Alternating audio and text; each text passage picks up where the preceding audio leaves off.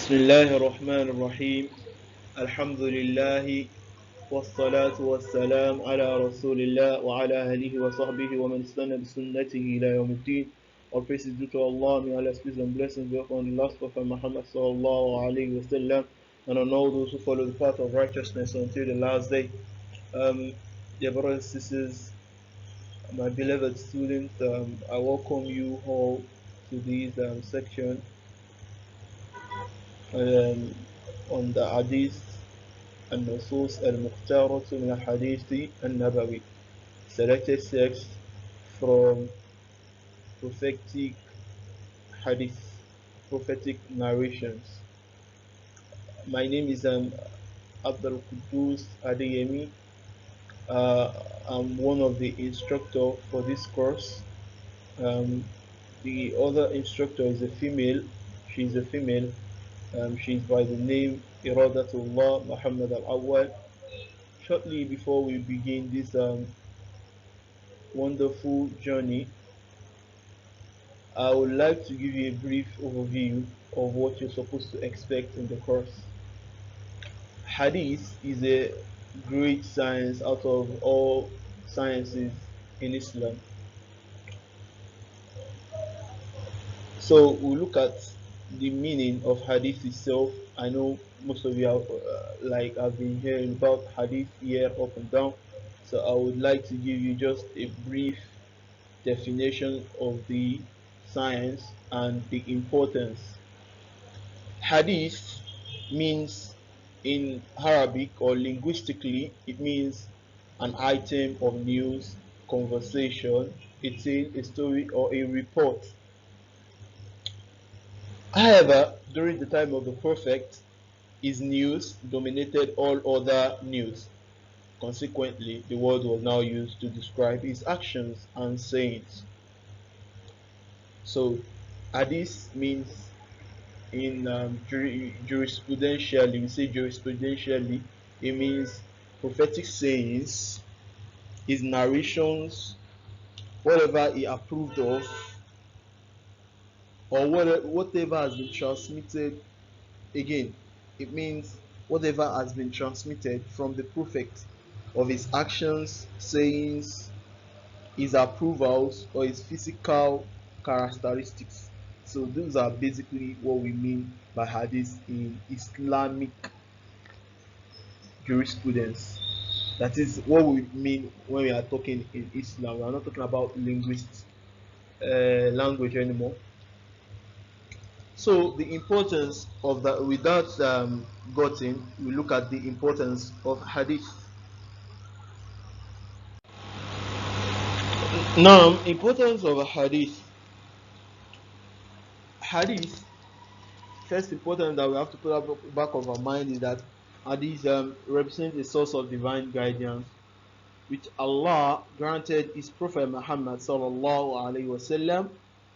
It is similar in nature to the Quran itself, and we got this statement from the Prophet where he said, "Indeed, I was given the Quran and something similar to it along with it, and that thing that is similar along with it is what? Hadith." So this statement nullifies those that claim they are going to follow only the Quran. Indeed, Hadith is also a source of divine guidance from Allah. Tafsir, also, we see in the clear statement of Allah where Allah subhanahu wa ta'ala said, وَأَنزَلْنَا إِلَيْكَ الذِّكْرَ لِتُبَيِّنَ لِلنَّاسِ مَا نُزِّلَ عَلَيْهِمْ. And we have sent down to you the Quran so that you explain to people what has been revealed to them.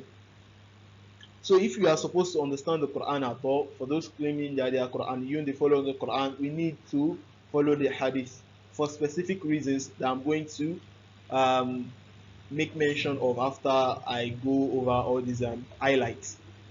Also, another thing is that in Islam, Hadith is also a source of law immediately after the Quran. Immediately after the Quran, Quran is number one.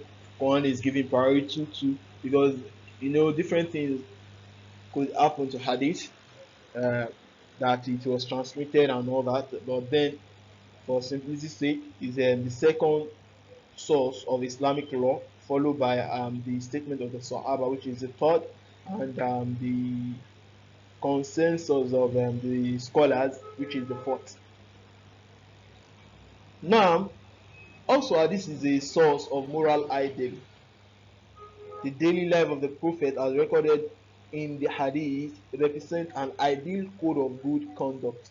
Because where Allah said in His glorious Quran, لَقَدْ كَانَ فِي رَسُولِ اللَّهِ أُسْوَةٌ حَسَنَةٌ.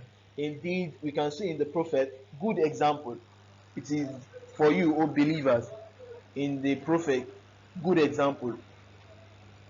And when Aisha radiallahu anha was asked, our mother, when she was asked about the conduct of the Prophet, he said his character was the Quran. That is,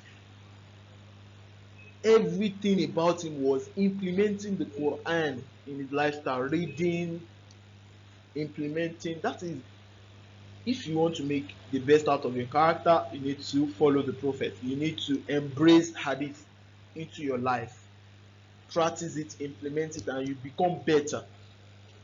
Also, Hadith has been a source of preservation of Islam. We see from all the points that I've made that Hadith has a very strong basis. It's a source of revelation. That is, it also has a similar authority to the Quran, but this is just that it is immediately after the Quran. And this is proven from the statement of Allah subhanahu wa ta'ala, where He said, وَمَا يَنْتِقُ عَنِ الْهَوَىٰ إِنْ هُوَ إِلَّا وَحْيٌ يُوحَىٰ. It's Allah that clearly states in that verse in Surah An-Najm that what statements of the Prophet are a source of revelation. He said, Prophet does not speak anything out of his own desires, except that it has been what? Except that it is a revelation revealed to him, or an inspiration revealed to him. So statement of the Prophet is also revelation, as long as it has been reported through authentic chain, not some fabricated chain. Also, another thing to back this stance and nullify the notion that you are saying you are Qur'aniyun, that you follow the Quran, is that we just try our best possible to make sure the hadith is authentic, and we have relied on scholars in the past, Sahih Bukhari, for the huge effort and they placed in the science of hadith, that is picking out authentic hadith. We just have to rely on them and just trust them on that. That is the best we can do. We can't say because of some fabricated chain we nullify the guidance altogether. No, because even the Quran also was transmitted. So we have to get all these things right, because if you say so, it is through the hadith that we understood how we are supposed to pray. Because it is the hadith that says, "Sallu kama ra'aytumuni usalli." There is nowhere in the Quran where Allah explain how we are supposed to implement prayer, and there is an endless list to all those kind of scenarios whereby cases of the deen has been explained in the Quran, has been mentioned in the Quran generally, not specifically, like there were no specific details, but it is the hadith that came and elaborated what was intended. So we see that this science is indeed great, and the importance cannot be overemphasized to the understanding of the deen itself. I pray Allah subhanahu wa ta'ala make us of those that receives His guidance and follow what Allah has bestowed on us of His guidance. We pray Allah subhanahu wa ta'ala not make us of those that take His guidance, receive it, and then yet we turn our back against it, because in this is a very, very, very grave punishment.